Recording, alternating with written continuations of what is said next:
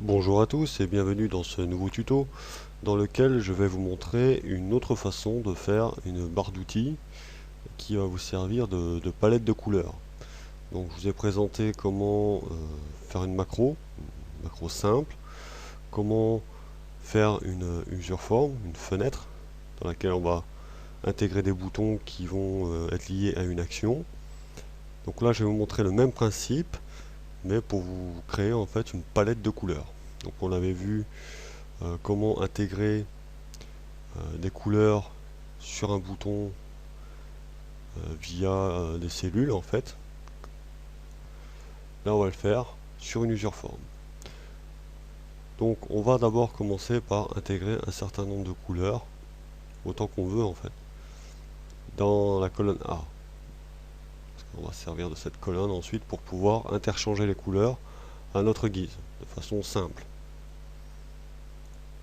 Il y aurait d'autres façons de faire, mais là je vous montre des techniques pour ceux qui ne savent pas faire de programmation en fait. Donc j'ai intégré 6 couleurs. J'aurai la case 7 qui me servira pour supprimer les couleurs en fait. Et je dis bien supprimer les couleurs et non pas le texte.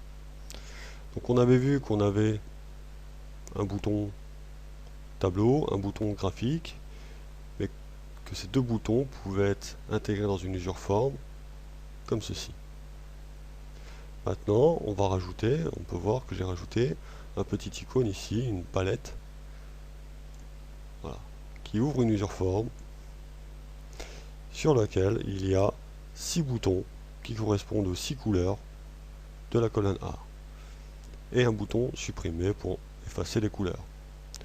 On voit qu'on peut mettre plusieurs petites, voilà, des petites images derrière, faire des petites fenêtres sympathiques, mais j'y viendrai plus tard. La petite particularité entre cette fenêtre et celle-ci, c'est que la fenêtre sommaire c'est une fenêtre standard, donc par défaut on ne peut pas cliquer derrière en fait, derrière cette fenêtre. Ça verrouille l'arrière-plan.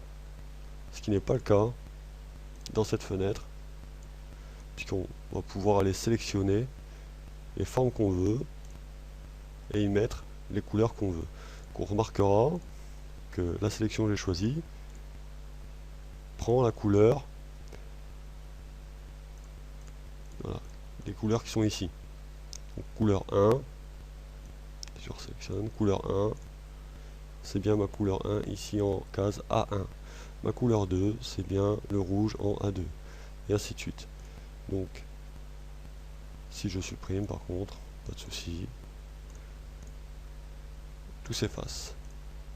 Donc comment faire pour pouvoir interagir sur l'arrière-plan quand une fenêtre est active? Donc là, je vais retourner sur mon onglet développeur, Visual Basic. Donc on avait bien notre fenêtre ici, sommaire. On a une user form 2, voilà, qui sera notre palette de couleurs. Donc quand on est sur l'user form, si on fait F4, on a ce panneau qui s'affiche, sur lequel on a toutes les options qui sont sur l'user form en fait. Donc là on va chercher l'option Show Models qui se trouve